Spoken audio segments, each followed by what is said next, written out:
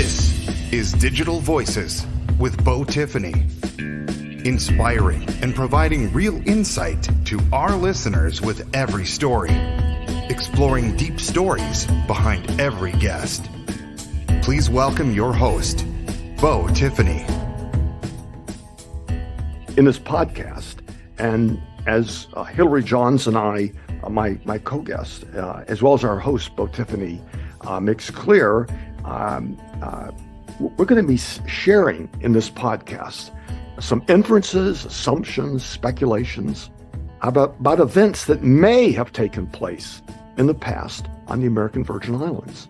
By this, I mean more specifically, we will engage in some speculation about whether the apparent failure of the American Virgin Islands OCD, that's the Office of Disciplinary Counsel, the body that disciplines lawyers, and the apparent failure of other AVI prosecutorial authorities to pursue either disciplinary or other criminal or civil actions against almost any of the lawyers or defendants for years creates, in our opinion, an inference that these bodies may have failed to do their job.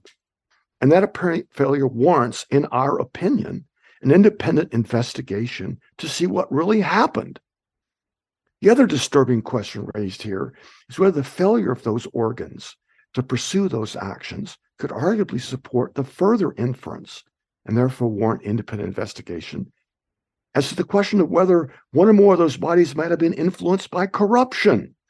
We're not saying that they are or were influenced by corruption. We're only suggesting that if certain facts are true, that might raise the inference that corruption is possible and thereby warrant an independent investigation to resolve this question in a court of law. It's important not to defame or smear innocent people, even if we disagree with them. So let me be clear here, dear Digital Voices listeners, and this is the part for you to remember.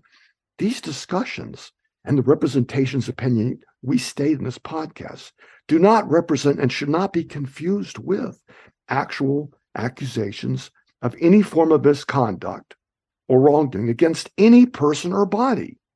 It's way premature at this point to do that. All at this point, one or more of us might be suggesting is in our opinion as to whether these speculations and inference might warrant independent investigation, either by civil lawyers or government bodies with appropriate jurisdiction. Please keep that distinction in mind.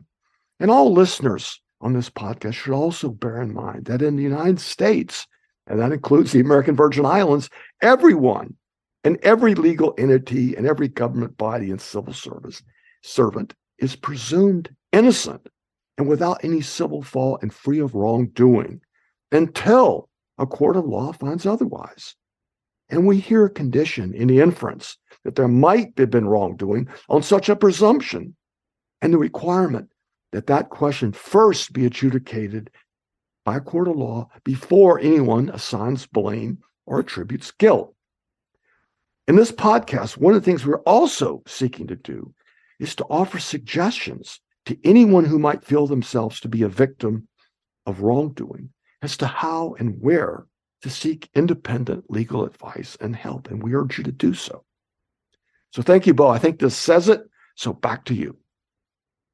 Hey guys, thanks for coming on Digital Voices. Today I have Hillary Johns and Robert Mills, two respected attorneys, and we're going to be talking about some of the issues regarding delayed justice and some of the timelines for justice within the U.S. Virgin Islands.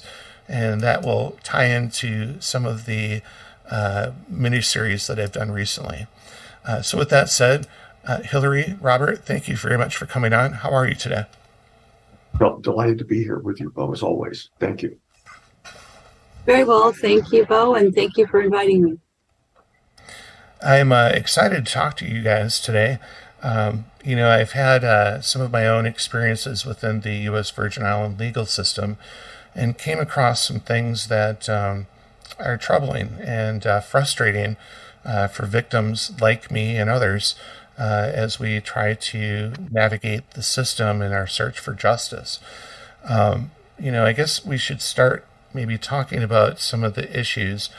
One that I wanted to touch on for background is the Organic Act for the U.S. Virgin Islands. And I've done an episode just on that, but just as a refresher, the Organic Act of the U.S. Virgin Islands is a federal law that provides the framework for the governance of the U.S. Virgin Islands. It was enacted by U.S. Congress in 1954, and it sets forth the powers and authority of the government of the U.S. Virgin Islands and establishes the relationship between the territory and the federal government. The Organic Act provides for a government structure consisting of three branches: the executive branch, the legislative branch, and the judicial branch. The executive branch is headed by the governor, who's appointed by the President of the United States and serves as the territory's chief executive. The legislative branch consists of a unicameral legislature known as the Virgin Islands Legislature, which is composed of 15 members elected by the people of the territory. The legislature has the power to enact laws, levy taxes, and appropriate funds for the government operations. And then there's also the judicial branch, which consists of a Supreme Court, a Superior Court, and a number of inferior courts. The Supreme Court is the highest court in the U.S. Virgin Islands, with jurisdiction over all matters arising under the laws of the territory. The Superior Court has the general jurisdiction over all civil and criminal matters within the territory as well. And, one of the things that we're going to talk about today is the timelines and some of the lack of laws that have led to loopholes in the system. Basically, civil laws civil court cases are going back to 2000. Criminal cases are taking an average of 12 years to get to trial. And Office of Disciplinary Counsel complaints of attorney malpractice are dating back to 1996, with nearly 200 in backlog. I know that both of you do not practice law in the Virgin Islands, but I think it's interesting to have a legal look from the outside in from two respected attorneys, and how you might view this, again, from the outside in, and what kind of ideas we might be able to find for the victims that are looking for justice currently in the U.S. Virgin Islands. So with that said, which of you two would like to start out today? Well, let me jump in here and say that I agree with what Hillary has said, that the majority of the people in the United States and the majority of the people that enforce laws, police, prosecutors, judges, the overwhelming majority are dedicated, honest, and do their very best with extremely limited resources, and they face all kinds of challenges, and they do their best. That said, it's not always successful. And in my experience as a class action lawyer, I had cases all over the U.S., and we ran into a problem. It was not common, but it was there, that recurring of bias and prejudice and corruption in especially in these isolated communities like British Virgin, which is American Virgin, which is an extreme example, and it happens. And when you try to address this, okay, what are the tools of addressing it? I mean, first you have the civil side. As you can sue them, but here that's a daunting task. I mean, first you have to find a lawyer, and I know as a lawyer that practiced for 30 years in this arena, when somebody comes to you and says, "I want to bring a suit in this isolated, esoteric, thousands of miles away little island," that's a daunting thing. You're going to say, "I can spend a fortune on this. Will I ever win anything? Will I ever collect anything?" And so it's not, on its face of things, an attractive venue for civil lawyers. And I think there's a similar situation, criminally. Right now, as you know, the Department of Justice is stretched to they've got 1,000 January 6 cases. They've got other things that are stretched. And something like this is enormously resource intensive. And people can look at it and say, is this going to advance my career? How many years are going to spend on this? Do we have other priorities? I mean, there's climate priorities and other things that would take priority over this. And so they have to make a prosecutorial discretionary decision. Are they going to do something? Now, the way you influence that might be, in this case, through publicity, through interesting journalists, investigative journalists, to get newspapers and TV and and magazines to talk about this, to bring it to the attention of lawmakers and the Department of Justice, that there's this huge pit of corruption out there and it's hurting people and somebody needs to do something. So those are the ways of getting that the resources it takes. And I think Hillary has worked on this Me Too movement, and she's an example of what excellent lawyers can do when they put their mind to it. This whole Me Too thing looked like a lost cause until these progressive, intelligent, successful lawyers got involved and they started bringing the case and winning them. And eventually it sort of snowballed on itself and resulted in a movement that made enormous cultural changes in the United States, and how these cases, of sexual harassment were prosecuted. People who had hitherto been immune were successfully prosecuted. So there are ways to do it. And that's a tremendous example of dedicated lawyers with the right publicity succeeding in some huge enterprise that changed the world. And so that is what you have to try to bring to bear. And that's going to be the challenge in this small little 50,000 person island. So I think it's important just in this that we should be more optimistic, but this is a challenging problem, and it's going to be challenging to fix it. And I think so one way to fix it is get civil lawyers to take it and convince them there's enough in it if they win it. And they can, it won't be a resource pit there's insurance and there's solvent defendants, the kind of things that we would try to determine whether to take us. And then on the criminal side, to convince the Department of Justice and the FBI that this is such a horrible pit of injustice that's repeating itself and it's going to get worse, that they must, out of a sense of duty, do something about it. So there you have it, Beau. I agree. I usually say that there's roughly three groups of people like within reference to the Me Too movement. And thank you. I'm really encouraged by all the developments there's been a lot.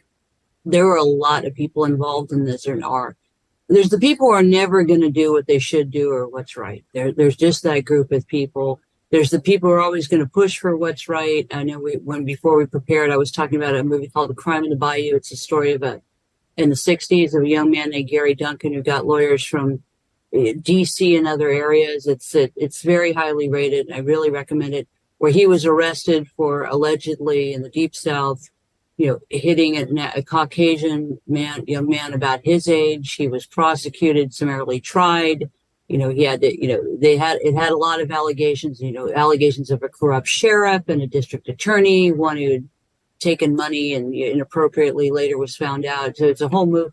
There were several cases on his attorneys who were arrested. You saw this kind of stuff in the 60s, but again, I was born in 68, so it was alive at part of that time, but didn't remember it. But, there are a lot of movements that start with it. They made case law on it. And sometimes there are different ways to attack and address the problem. One, I think and then to go back to this, there are people who are always going to really push to the right thing and who say, that's a better idea. And then there's everybody else in between there, that you have these people who can maybe swayed and influenced going, well, I hadn't really thought about that.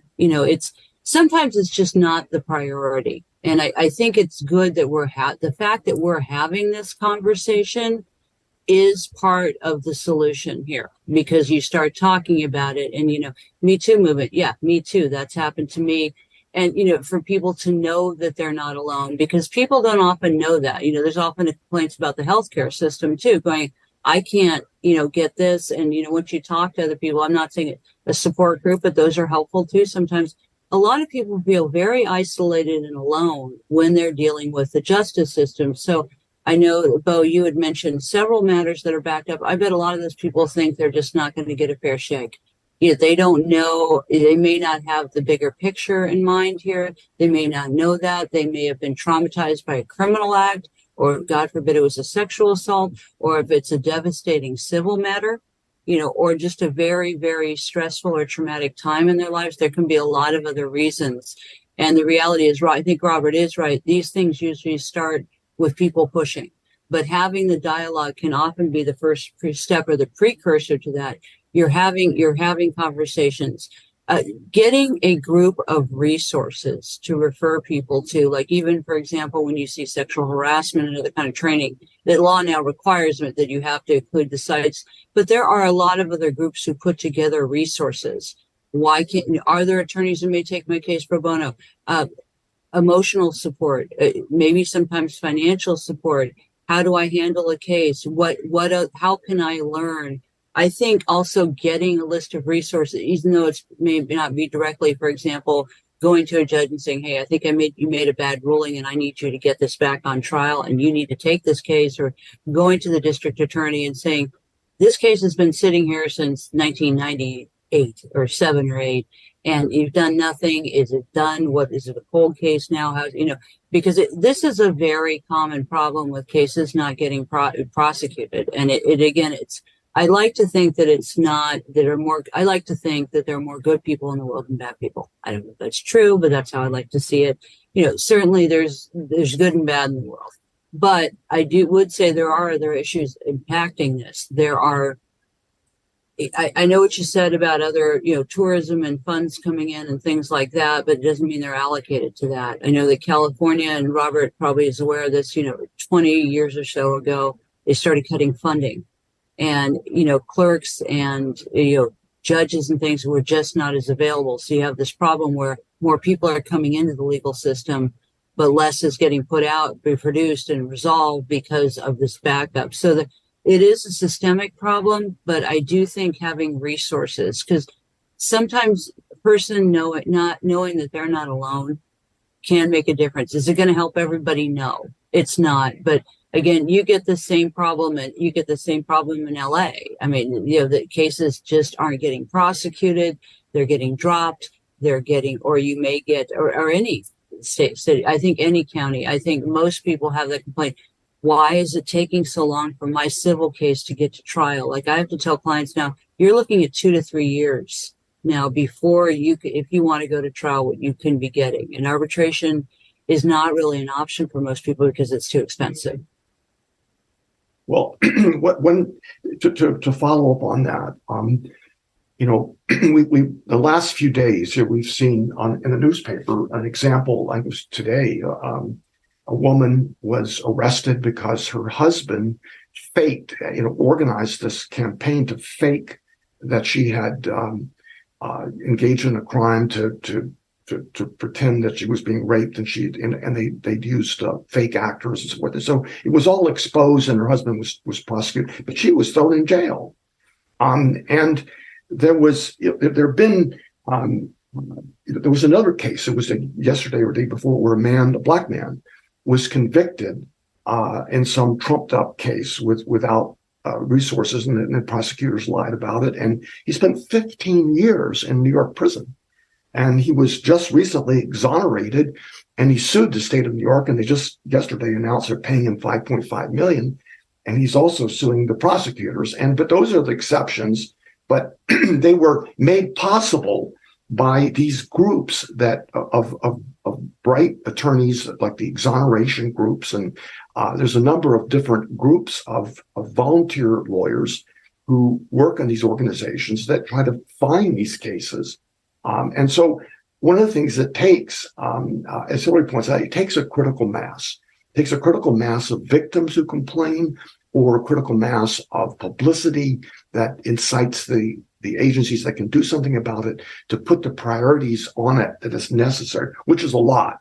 And, there's never enough priorities to go around. You have to make your decisions about where you're going to put that. And that's tough for these people. And so they may decide that, that this island out there is not going to make it. But if there's enough publicity about it, and if enough victims come forward, as we saw with Me Too, And with these two people, these two examples I just missed, if you have the right people come forward and put this before the right people, before the right bodies, you can move the world. You can change everything.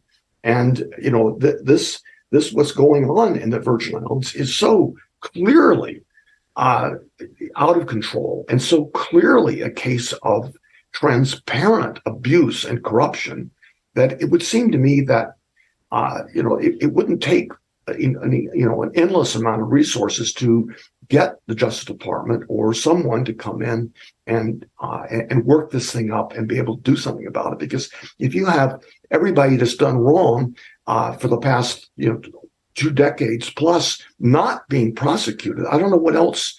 That's just a prima facie example of blood on the floors of corruption. It's a classic signature of it. And it should be that something can be done about it. But as we talked, it's going to be, getting the press involved or getting the prosecutorial bodies involved. Well, and having the aggregate, I think sometimes there really is effectiveness in numbers, because you often get these, oh, we've heard about them. I've taken clients to, file complaints or whatever they're doing. And they're like, oh yeah, we know about this person. We know about what's been going on there. But to make sure that what Robert is saying is to get this on their radar and see that there's a problem there. But the reality is, if you go to the source of the problem and they're the problem, they're probably not going to fix it. They probably have a vested interest.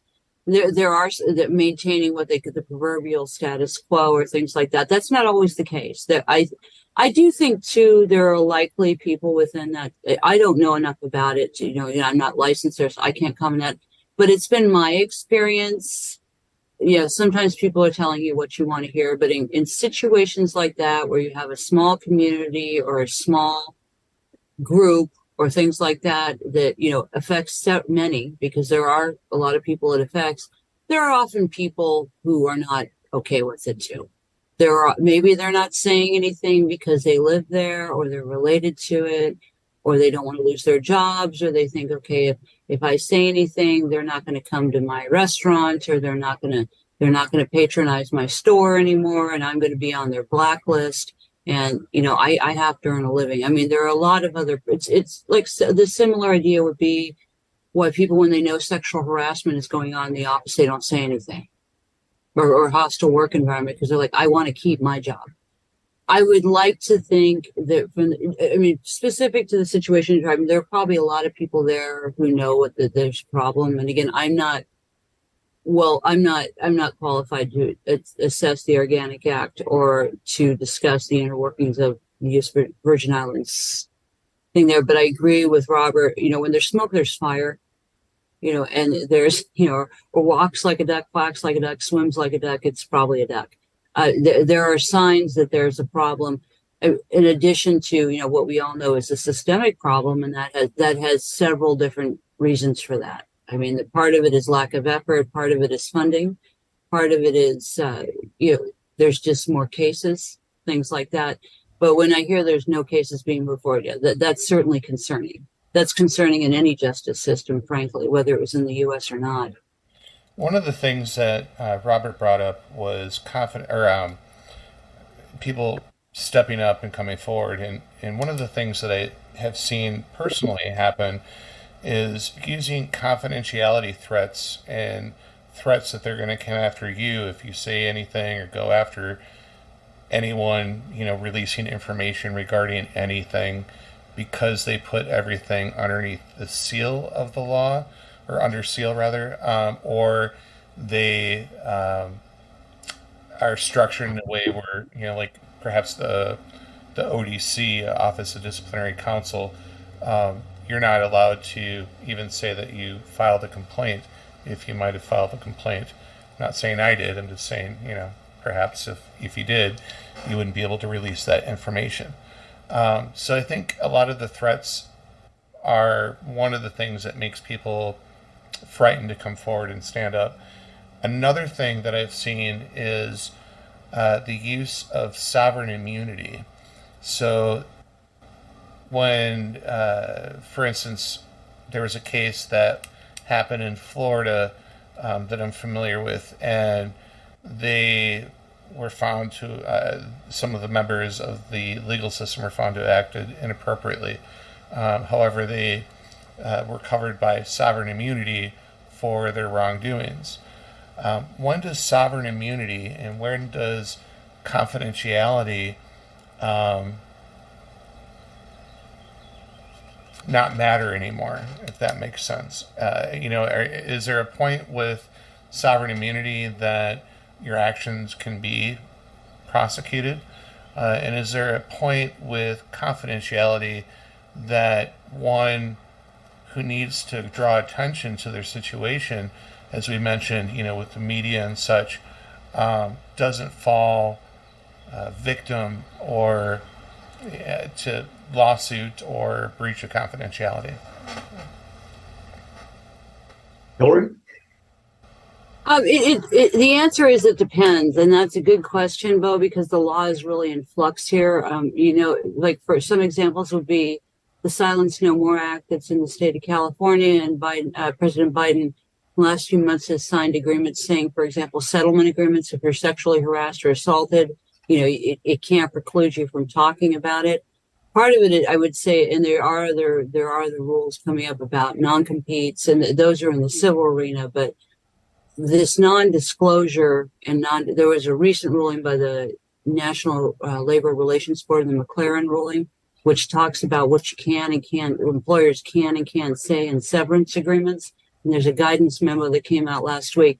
And the reason I bring these up is these are very common situations where if you want to go into our system, you can't talk about it. So often what was very common in settlements, even in cases, you could get raped by your boss at work, and then, male or female, and you'd sue them with a lawyer and you get paid, but they go, yeah, you can never talk about it. So you're almost re-victimizing the person.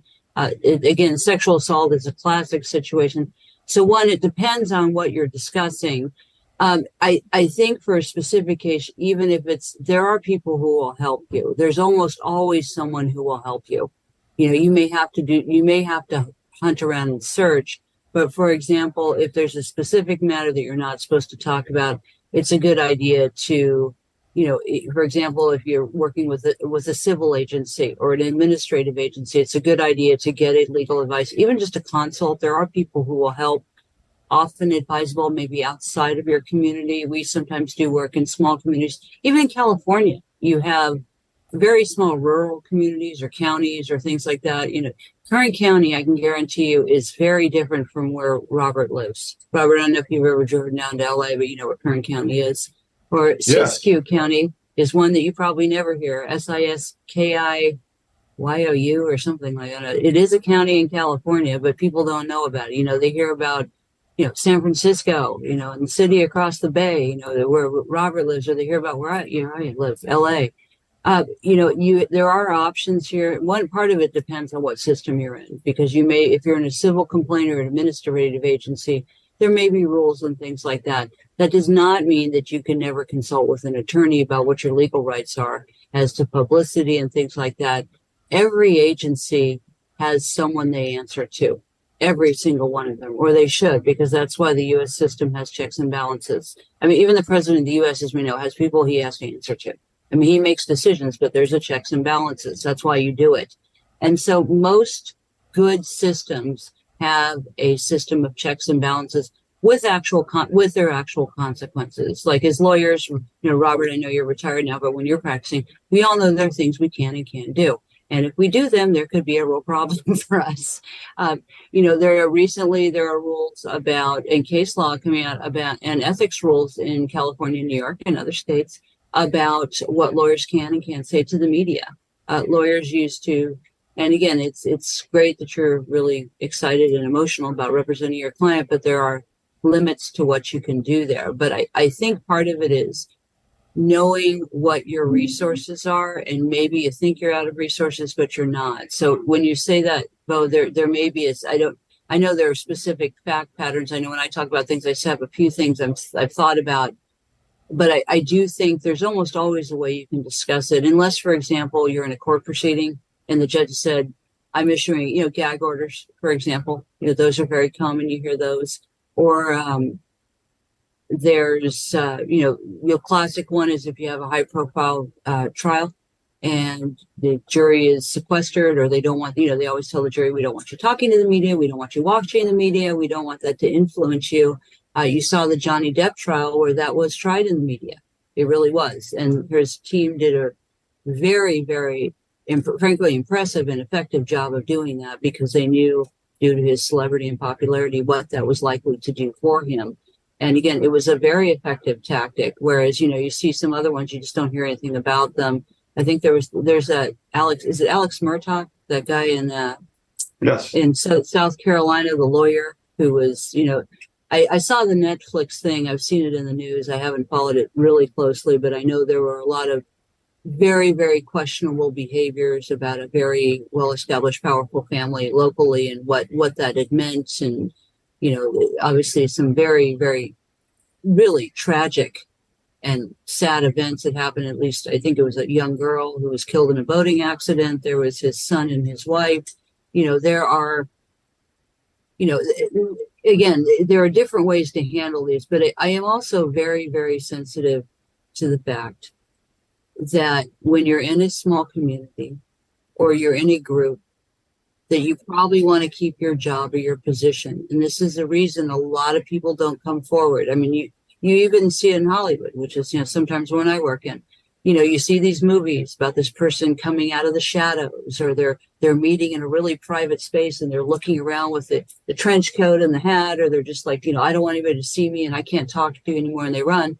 These are real concerns for a lot of people. So they don't want to lose their jobs. It's not just about vanity and not being one of the cool kids. This has real, I can't pay my mortgage. I can't feed my kids. I can't feed myself because, I threatened to do this. And there are, and this is not a political commentary, but I went to visit a friend of mine in Oklahoma last fall, and Walmart is just everywhere there. So you go in and you're seeing all these entities that are sponsored by which is great. They've done a lot for the community, but you could also see, I want to be very clear, I am not commenting or saying anything negative about Walmart or any other entity.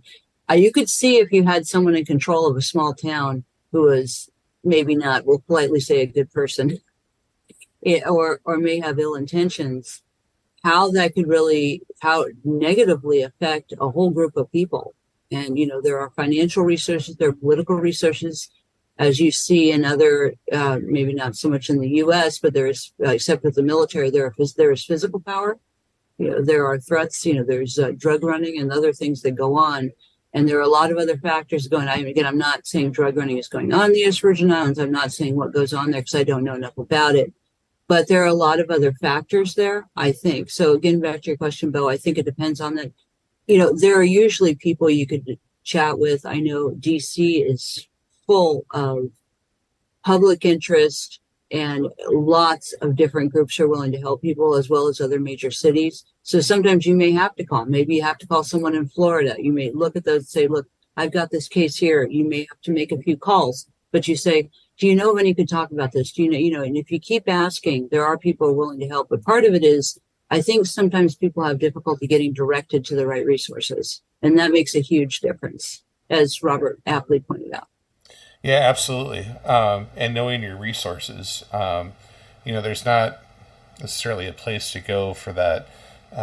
One of the things that I found helpful, ironically, is this whole emergence of chat AI. It scours the internet for answers up until September 2021.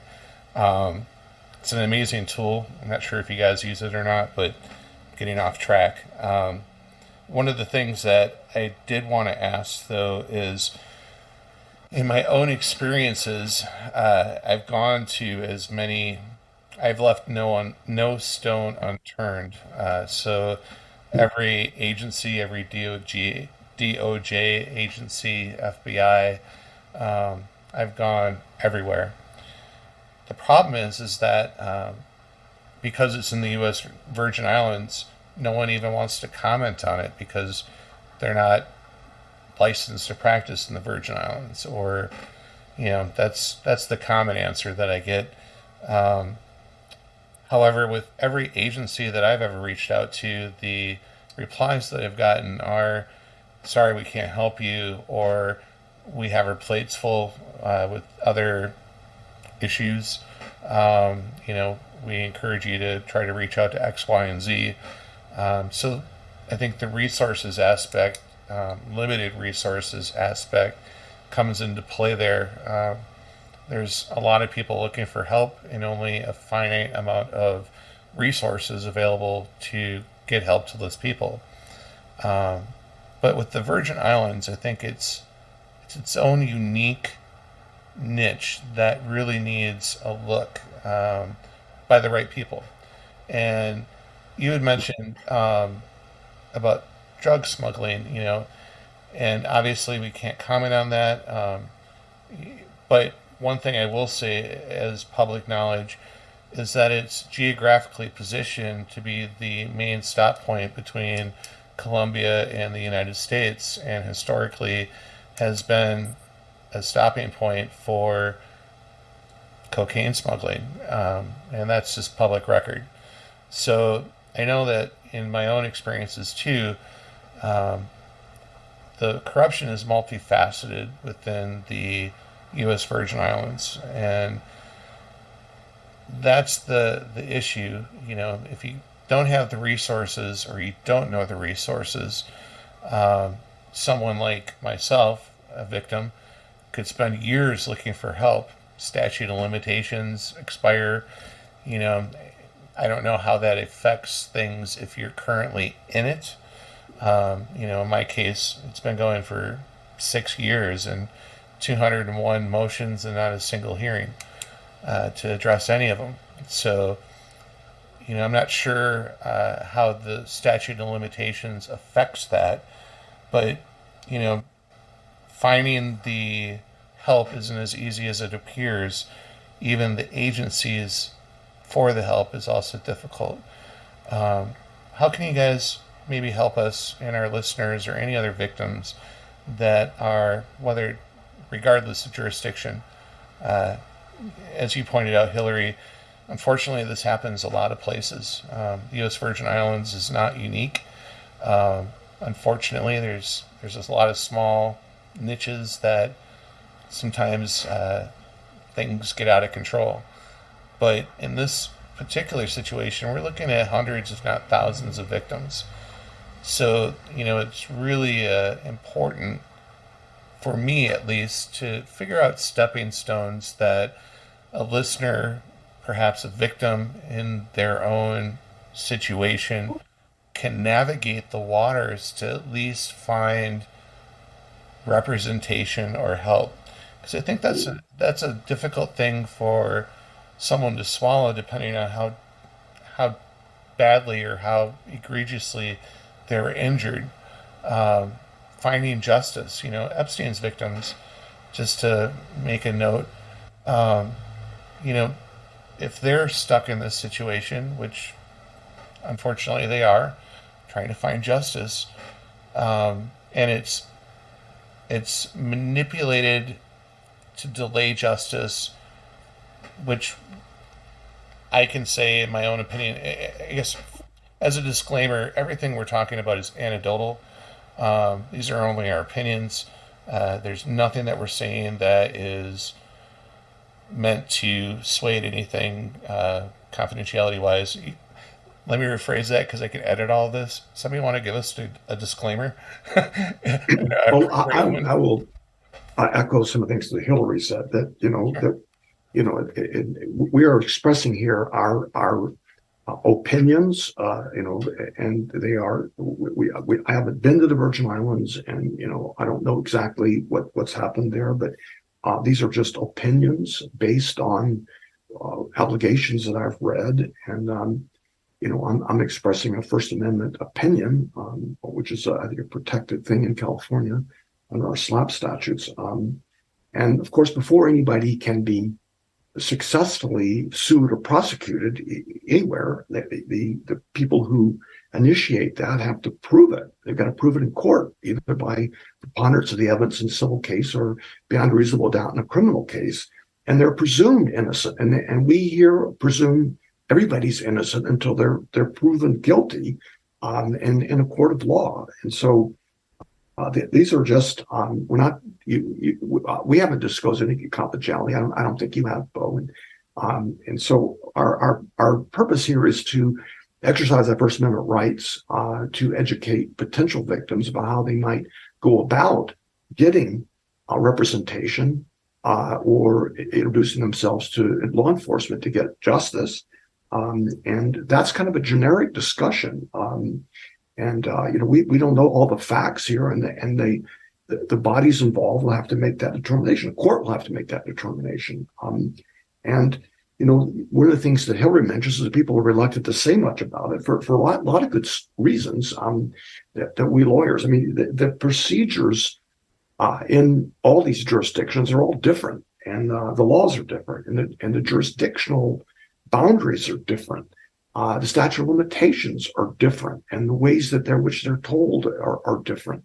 So it's impossible for a prudent lawyer to opine about whether a person has a case or not in another jurisdiction until they've really investigated all that, and they typically haven't. And so it's just this opinion. It looks like there's smoke.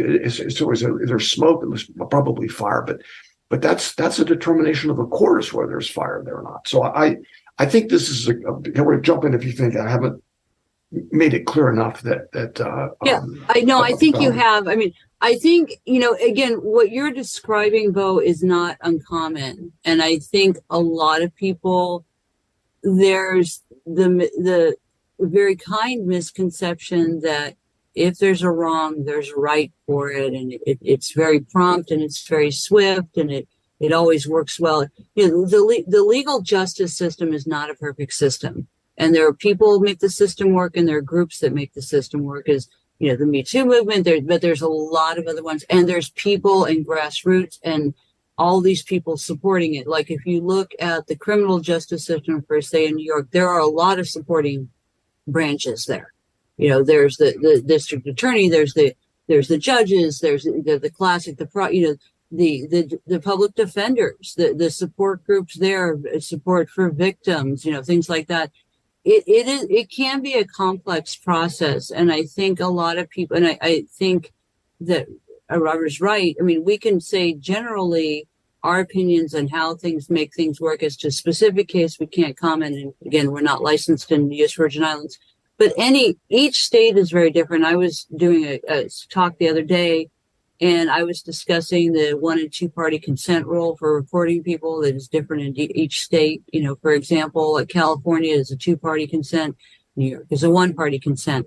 So in other states it depends on the state you're in. So each state within the federal system can have different rules. That's always been allowed. And that's frankly a lot of matters to go to the U.S. Supreme Court. Is the state going to decide it or the Fed's going to decide it? So that has always been throughout the history of this country. There's also, though, I think, the justice system is not perfect. And I think there is the unfortunate reality sometimes that everybody does not get the result they want, or they don't get the service they want from the court system. And, justice is when you say justice, that means, I'm going to go, everybody's going to see I'm right, and it's going to be over, and everybody's going to apologize to me. And it's, it is a lot of work to make the system work, because the system doesn't work by itself. People make it work. I think we are very fortunate. I am continually impressed with how many groups. It might be because I'm more in LA and in New York. Those are my main areas. And, and we also go to Montana and sometimes DC, but I'm continually impressed by how many efforts there are by local governments, city council. And again, LA is a big place. New York's a big place. The Bay Area is a big place, even though it's got separate counties. But I'm sure, as Robert will tell you, each Bay Area county has its own different character. You go across the bridge there to Alameda County. I guarantee you it's very different. Or Contra Costa County. Actually, Contra Costa County is probably pretty similar to where Robert is, except for the views. We have the hills in Mount Diablo. But each county and area, and that's just in the Bay Area. And again, that's a huge area. I don't know how big USVI is. I'm sure it's quite a bit smaller, but I am continually impressed in each of these counties and each of these cities there are not just local bar associations and lawyers who are committing themselves. I know I'm very active in a couple of them, but grassroots public interest. I mean, people who are committing or devoting their lives to helping other people. And, it doesn't usually pay well. You're not getting mass tort money. I guarantee you that. And mass torts are these toxic tort people who make $100 million and then keep going, stuff like buy buildings downtown. That's not most lawyers, even if they're telling you they're making a lot of money. That's not usually, but there are local people. There are police officers. I've seen professionally, they have not crossed lines, who have taken an interest in cases and tried to help. There are support groups and there's emotional support, because even if you're okay, litigation is stressful. But as a whole, I have to say it makes me proud to be an American, because you look at these other systems in other countries, and look what happened with Brittany Griner. I mean, she just got locked up and they threw away the key, essentially. Biden had to make a deal there to get her out of there. There are real, but I think a lot of people can get lost in the system. I think that happens. I mean, I don't know the exact situation with the U.S. Virgin Islands, but you assume that most people want to do their jobs and a good job. But there are certainly other things that can factor into that. That doesn't always go that way. It doesn't. And like Robert and I discussed, sometimes it takes an individual taking up an interest in a particular case and pushing it. That's where you see a lot of these cases where someone happened, or a group happened to take, the ACLU is not going to take every case. I think there is the misconception. People think, well, if I don't win, I'm going up to the U.S. Supreme Court. The U.S. Supreme Court has the right not to hear your case. And it's sometimes that's hard to hear, because you want to think that everybody's got a personal interest in their case. They don't. They work within it'd be inappropriate, frankly, for a judge to have personal interest in the case. But and that is reversible. In California, it's reversible on appeal. But I do think I am really encouraged, and there's more now than ever. There are more now groups than ever. And it used to be, and this is not intended to be derogatory, you had a few groups. I mean, back in the days of Rosa Parks, you had a few groups that frankly were considered extremists, which today are now mainstream. And, we're helping people, getting African Americans registered to vote, making sure they could do these things. So I've got, I think there are groups of people who want to help, and I'm always encouraged by that. I mean, would any of you guys give up your jobs? I mean, Robert, I know you're retired, but I don't think I would to work for almost no pay, and, to sit there every day and listen to these people who are complaining, who have difficulty articulating. And I'm not saying they don't have rights. Everybody does. But, it's a complex system. And here's the reality. If you can afford a good lawyer and you can have them sitting in there fighting for you, you're usually going to do better. But it does not mean that there aren't very valuable committed. Trigger wanted to join the conversation that want to, be involved and to help. And it is, for a lot of people, it is very, very generous of them to do that. I always encourage everybody here to donate their time. They don't have to, but if you can imagine how valuable it is for someone to even have an hour or two of an attorney's time, what they charge, who otherwise couldn't afford it. I mean, that's very common. Yeah, I'd love to have that lawyer. I can't afford it. I can't, I'm going to be. And so there are people who are donating, but there are so many people impacting the system. Are there situations where people shouldn't be in? Sure. I can't think of any currently, but I mean, there are situations like that. And it's, but part of it is there are just so many people. And then you're looking in the backlog. The pandemic has certainly made it worse. But you have, even in LA where they try to be efficient, or in the Bay Area where they try to be efficient, they are, they're backed up. And the pandemic backed them up more, because they were not having any trials for at least 6 months after the pandemic hit. And that's still going on. I had a trial a couple of years ago now, and they said they had it within the year. They had one other trial in their courtroom, because we had to go in. We had the shields, the face shields. We had everybody, after they get up, was sanitizing. Like the court even said to witness, "Get away from me, you're too close to me," that kind of stuff.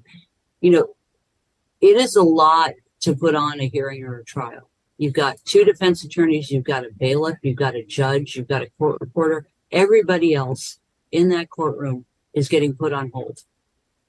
They're like, sorry, we're in trial, we can't help you. They're going to someone else. So someone else is carrying double weight. I had a matter that we dealt with a couple of weeks ago, and I don't know what the issue was with the judge. It was not a discipline issue or anything like that. The judge all of his matters were cleared. I don't know if it was a medical issue or what it was. It was concerning. All his cases went over to another judge who already had his calendar. And again, he's still with the courts. This particular judge has done nothing wrong. There's not a judiciary misconduct or anything like that. But, these things happen, and so you have a system that is limited in its capacity and resources as well. But I understand the backlog. Once the backlog starts, it is extremely difficult to catch up.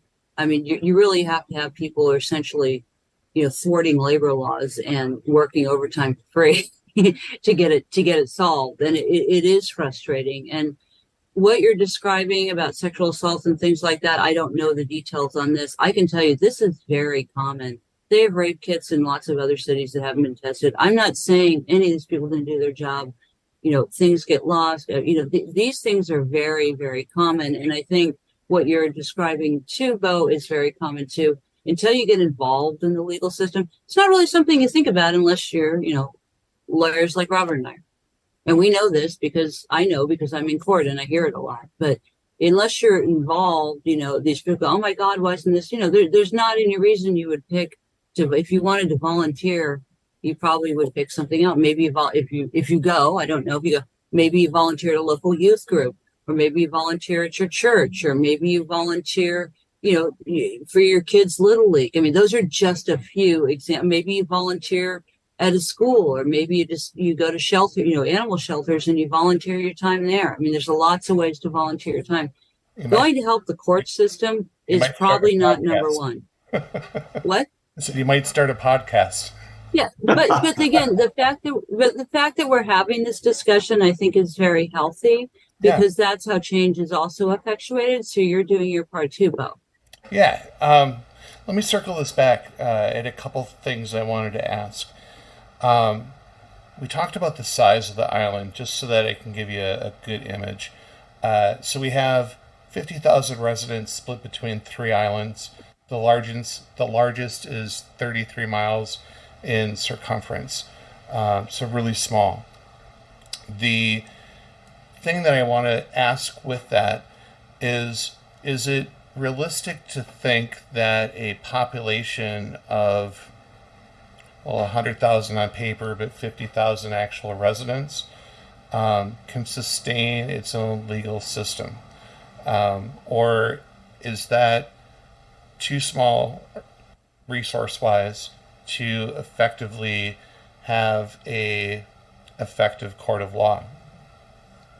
I think I feel strongly, this is just an opinion, but I feel strongly it can't do that. And I have practiced law in many judges and courts in many cities in the United States, and in big places like Los Angeles and San Francisco, you have the huge coterie of a bunch of judges, and you have a process that's where there is a high level of professionalism and independence and neutrality on the judges. They all will try to do their best to do the right thing, and they would not throw the case just because it's some local defendant they know. And then you contrast that with the experiences I've had in these little tiny places where the judge knows the plaintiffs and knows the plaintiffs' lawyers, and they're pals with each other. And I remember one of my first cases, I went into a court down in Southern California. It wasn't in LA. It was the judge.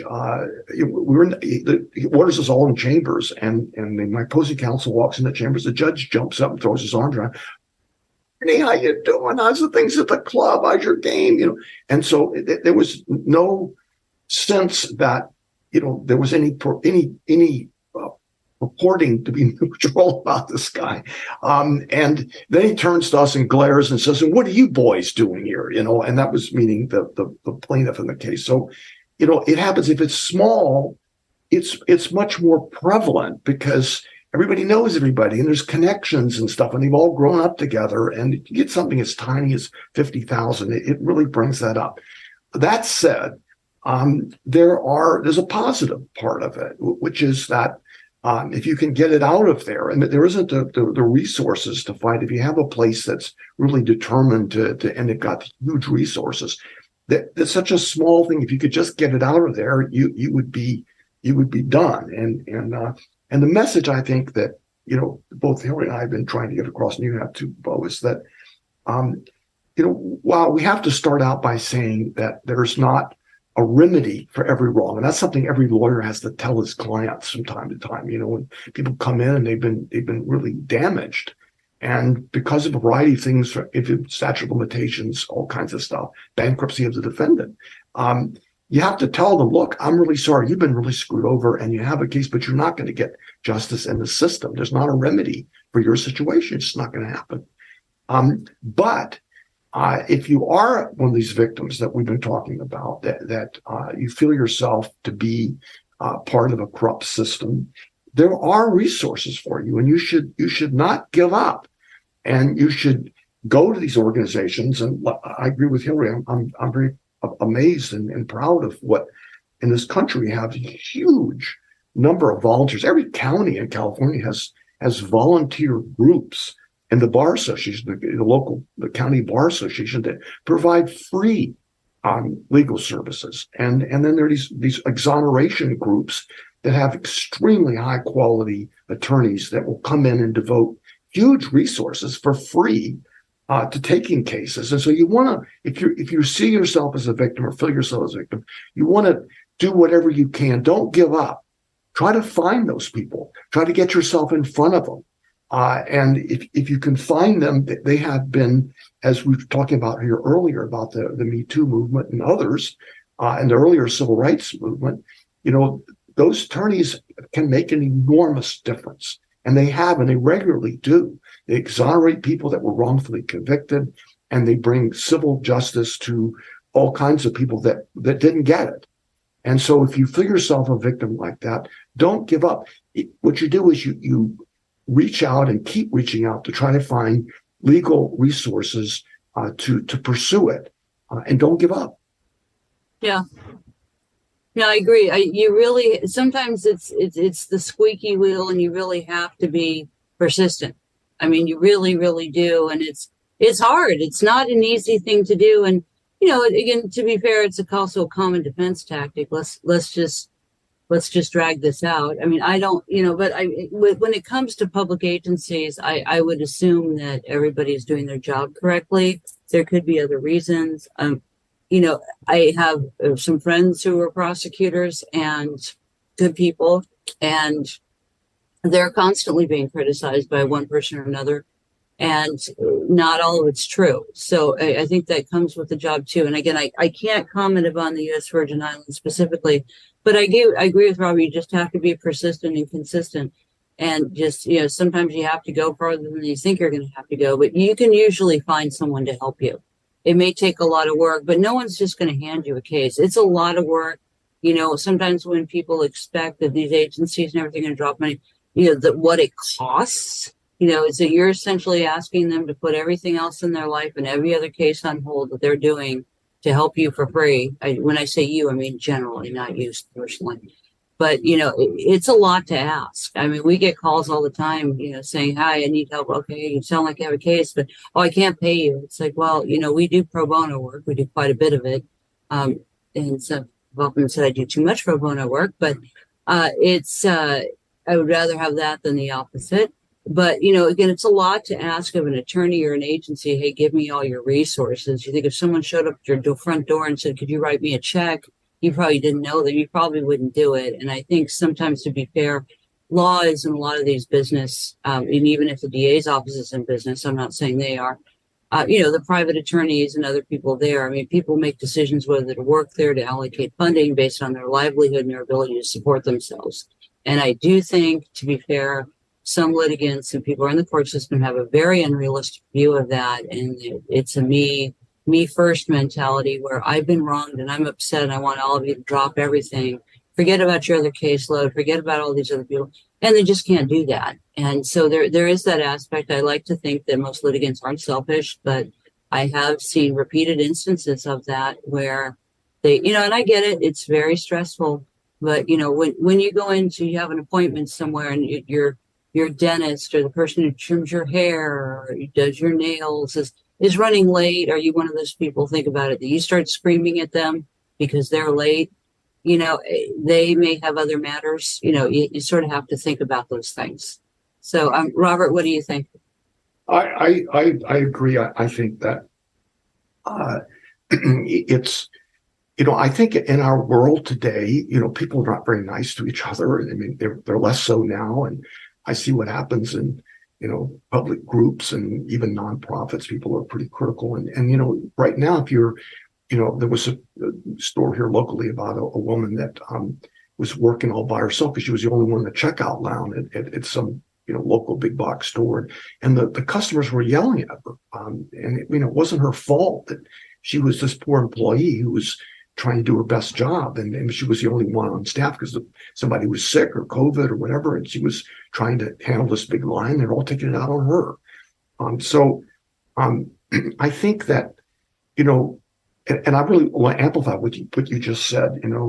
There's so much criticism in the world today that, if somebody's going to help you or you see somebody doing a good job wherever it is, it doesn't hurt you to thank them and to compliment them for doing a good job. And that's particularly true when you have a service industry, like a doctor or a nurse or a lawyer. I remember, spending a weekend in a law library struggling to come up with the right case to win for my client. And the client just thought, well, you're just making money off me. This is what you do. And they didn't appreciate it at all. And they didn't see me as a human being. They just saw me as some agency of the government that was oppressing them. And so, I think everybody should be encouraged to look behind what, to see the kindness and the efforts that people are making, compliment them on it. And particularly if it's an attorney who is struggling. And I and Hillary have been extremely impressed about the large number of people who volunteer and take these cases in many cases for nothing, for years, to just try to do what they think is justice. And who else is doing that? I mean, who else in the world is sacrificing themselves in that way? So, something to keep in mind in all realms of your life is to, be generous with your comments and stingy with your complaints. And I would agree. I think if you're doing the proverbial cost benefit analysis, I think it always pays to be generous. I mean, if you're doing, there are limits, of course, but if you're being generous just to be, because you think there's a payoff later, that's probably not a good idea. You probably hear that a lot. But I completely agree with Robert. I mean, there are a lot of people who have been. I wouldn't do it. I wouldn't sacrifice my life to do this, but there are really people who take up the cause, and not just lawyers who work on these landmark cases. It's also, there's groups and a lot of them and volunteers, and not just lawyers who handle these things. And sometimes it's the person who every day who makes sure that a tenant is advised of their rights, or a woman in need gets a restraining order to protect her and her child. Which is never going to make the papers other than the court proceeding. People forget about it, but you've made a difference to one person, and things like that. And that's usually how this works. I mean, the Me Too movement was unusual in the respect that it was so highly publicized. It was so well known, and it's continued to get a lot of media. It really has effectuated a lot of change, but a lot of other things effectuate change too. Like, you just helped this person get benefits that they really needed. You made sure this person got healthcare coverage. But again, it's time consuming, and it's not done with, like, the time we've been on this conversation.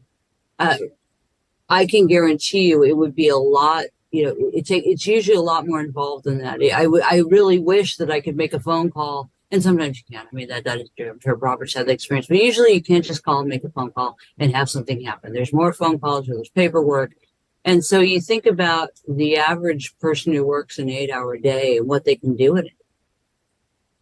And, and it's, but, some of these cases, you really have someone who is really advocating for you and really just pushing and is just relentless and going after these things. And, I mean, here's the reality. If you're upset about something, you're probably not going to find someone, you may not, who is going to drop everything and forego income and their personal lives for an extended period of time to make you feel better. I mean, there are boundaries.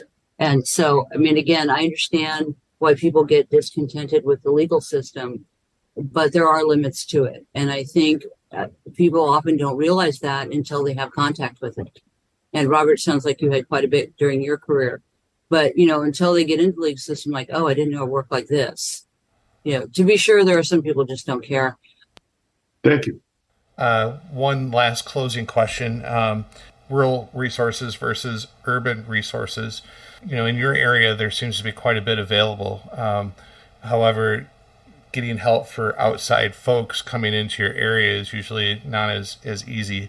Is there any resources or organizations that you guys might want to bring up that our listeners might be able to reach out to? I just want to be able to at least, other than the good nuggets of information that you've given thus far, at least have some rope or lead to give them that might give them hope or started on their own path. It depends on the subject matter, but I would say your local, state, or I would say the federal government, actually, because of the new laws. For example, the Department of Industrial Relations used to not really say anything except a few snippets. But now, like the Department of Industrial Relations and the EEOC, both have excellent websites about sexual harassment, wage and hour claims, vacation pay, hostile work environment. Those are huge areas of things like that. There's the National Suicide Hotline, which is often, those are just a few of them. National Coalition Against Domestic Violence, the Gender Equity Network, which is really the Time's Up Legal Defense Fund, has several resources too. It would depend on the subject matter too. There are a lot of victims' rights groups, that you can look up. And also, if you just ask, it may not be on a website. You may not be able to, if you call and ask, they have 800 numbers and things like that. These people may say, we don't do that, but I know someone who does, and it's things like that. And, sometimes you might not get anywhere, other times you do. And it's, sometimes if you don't get anywhere in one day, maybe you will the next day. Excellent. Hillary, I really appreciate the time that you spent with me. If it's okay with you, I'll put a link to your website in the description for this episode. Robert, I Sure. appreciate your time as well. I think hopefully we might walk away with some good nuggets for our listeners. And I know I definitely walked away with some good ones too. So I'd follow up on on her. All the bar associations have these committees. There's the trial lawyers committees, like the California Trial Lawyers Association, the state bar. So, I mean, there's a whole bunch of public organizations, state bar. If you go to them, go to your local bars and say, can you refer me to somebody? They have lists of other groups that do this. And there's a huge network out there. And if you go online and you start asking the local groups for help as outreach, they can put you in the hands of lawyers that would be willing to take your case. I appreciate both of your time today more than you probably know. You've been so kind, especially with the knowledge that you've brought to the table. Again, I thank you both for your time, and I wish you a really great day. Thank you both. It's great to be with you. Thank you. May I add one more thing? A lot of bar associations I know, and I just say this one because I'm involved with it. Beverly Hills Bar Association, as well as the New York County Lawyers Association, they have a lot of local group interest things. I know the Beverly Hills Bar Association and New York County Lawyers Association also do this. They have resources for the public. So you often go to these bigger resources and you may look at those and there'll be someone you can contact, not just to talk to a lawyer, which is a great idea, like Robert mentioned, but sometimes they have those resources. So that's an excellent idea. A lot of these bar associations are very organized, a lot of lawyers contributing, volunteering their time. So you're getting the benefit of all this experience and people, programs, but also other resourcing. Call them. They might know someone locally who can help you. I thank you. And our listeners, please, a little bit more understanding and respect for the people that are trying to help us. We're just one of many. And so just make sure that you show your appreciation and be as respectful and as kind as possible. I wish you both a great day, and thank you so much for coming on today. Thank you both. You're welcome. And all you listeners, isn't Beau nice? Isn't he charming? It was a very sweet and nice podcast. Thank you for having. And Robert, thank you for coming at the last minute. That was really nice of you. Thank you, Hillary. Good talking to you. All right. You guys have a great day. Thank you, Hillary, for the comment. Thank you. Bye now. Bye. This has been Digital Voices with Beau Tiffany, exploring deep stories from real-life guests with real-life experiences, providing insight to our listeners with every story.